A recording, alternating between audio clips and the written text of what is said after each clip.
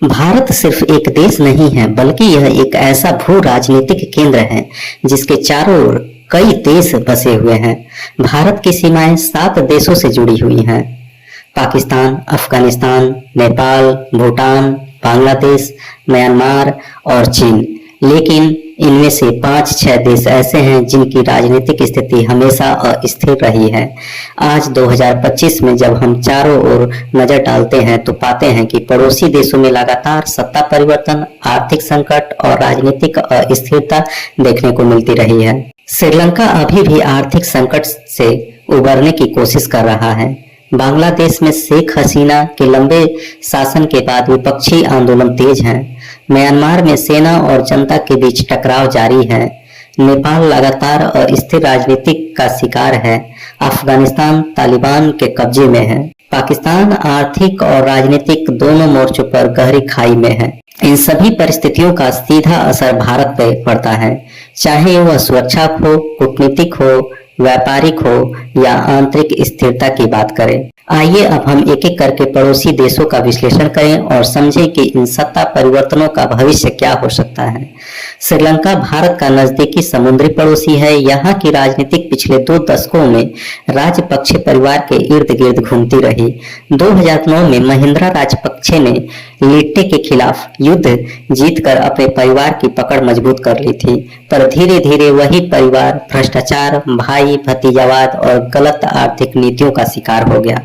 कोविड-19 महामारी के बाद पर्यटन उद्योग ठप हो गया। विदेशी कर्ज ने देश को जकड़ लिया। महंगाई इतनी बढ़ गई कि लोगों को दूध और ईंधन तक नहीं मिला। जनता सड़कों पर उतर आई और राजपक्षे परिवार को सत्ता से हटना पड़ा।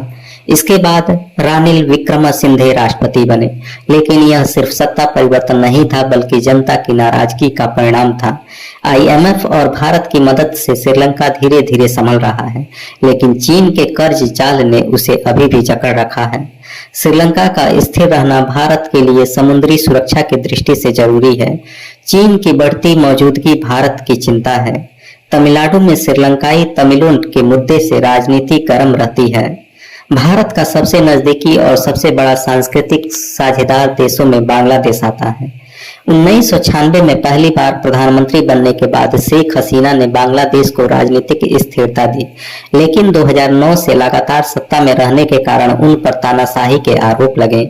2024 से 25 तक विपक्षी दल BNP और जमात-ए-इस्लामी ने बड़े आंदोलन किए। युवाओं में बेरोजगारी और बढ़ती महंगाई के कारण असंतोष था। चुनावी धांधली के आरोप ने सरकार की साख कमजोर कर दी थी। भारत के लिए बांग्लादेश रणनीतिक रूप से अहम है। सीमा सुरक्षा की बात करें तो रोहिंग्या का अवैध प्रवासन, आर्थिक व्यापार की बात करें तो ट्रांजिट, बिजली, वस्त्र उद्योग। बांग्लादेश की राजनीतिक अस्थिर होती है तो भारत के पूर्वोत्तर राज्यों में सीधा असर पड़ता है। म्यांमार, जिसे पहले वर्मा कहा जाता था, भारत के उत्तर पूर्व से सटा हुआ है। 2015 में आंग सान सू की पार्टी ने चुनाव जीते, लेकिन 2021 में सेना ने तख्ता पलटकर लोकतांत्रिक सरकार गिरा दी। वर्तमान स्थिति की बात करें तो देश में लगातार संघर्ष जारी। नागरिक समाज और सशस्त्र समूह सेना के खिलाफ लड़ रहे हैं। हजारों लोग मारे गए, लाखों लोग विस्थापित हुए। चीन म्यांमार की सेना का बड़ा समर्थक है। भारत पर असर की बात करें तो मणिपुर और मिजोरम में म्यांमार के शरणार्थी आए। उत्तर पूर्व में विद्रोही समूहों को म्यांमार की भूमि मिलती है। भारत को अपनी सीमा सुरक्षा और कूटनीति संतुलित करनी पड़ रही है। नेपाल भारत का पारंपरिक दोस्त रहा है, लेकिन पिछले 2 दशकों में उसकी राजनीतिक लगातार अस्थिर रही है। 2008 में राजशाही खत्म कर लोकतंत्र आया।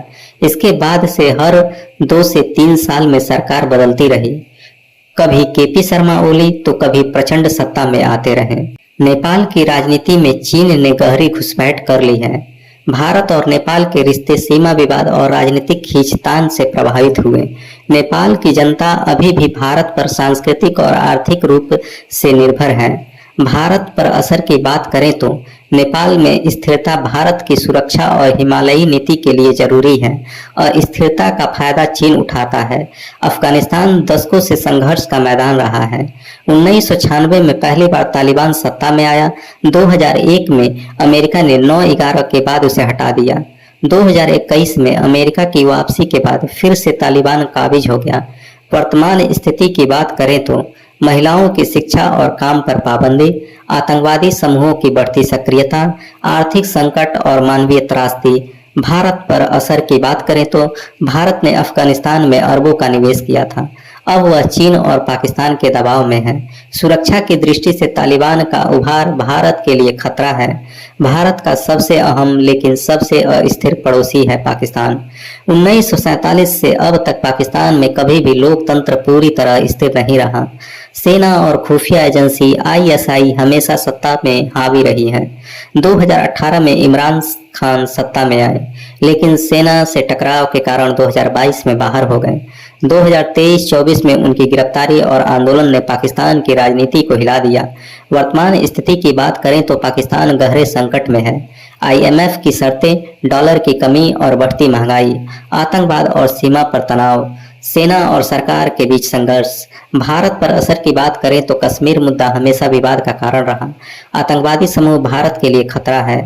आर्थिक संकट से अस्थिर पाकिस्तान भारत के लिए चुनौती है।